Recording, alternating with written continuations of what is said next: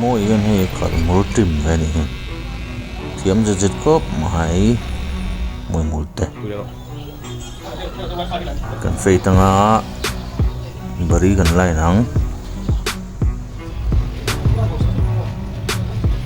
bari trên nó tụi em lên gần diệt ta sumi main chỉ marin gần line china kui piala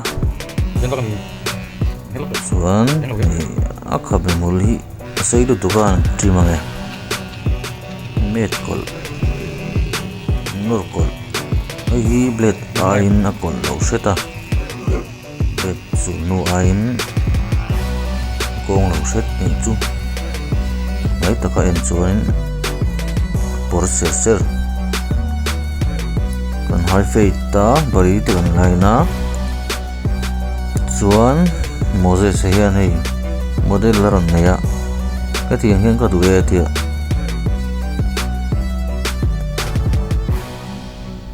fei tanga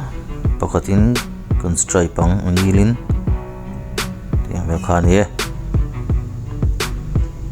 chuan ngi me pa ngai kan tiang kha nia pavena samrong hi nal nia kan fade lenga modobolin kan stripe ang bari le anoya kan swipe side swipe chuan tin kan tani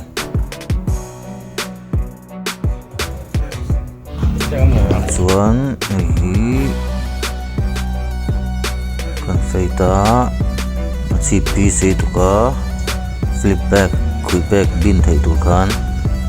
kan tima chip sei lai hi razor mangin blade mangin kan tlem le a kan thola kan tan boka tian sei lai sei zo lai te kan paya sei to em awang in back kui bin don po hianin a sei lutuk chuan a in vat hlep tha thei lo china sumi chu thol then ni ngai ve china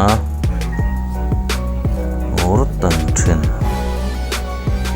pong po buk le tuk chuanin along moi thei lo ve china ni chuan ti khan bin tan chu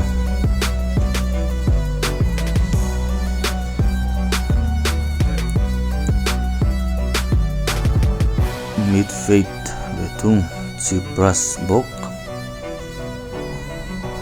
chuan hi classic roi takin kan med an hi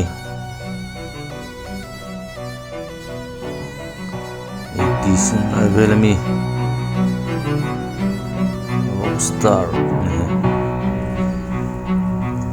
chuan skin fade ta chip brushing low fade ti chuan mem taka kong takin an la a slopin fade ta chip kan boka video te mle chaka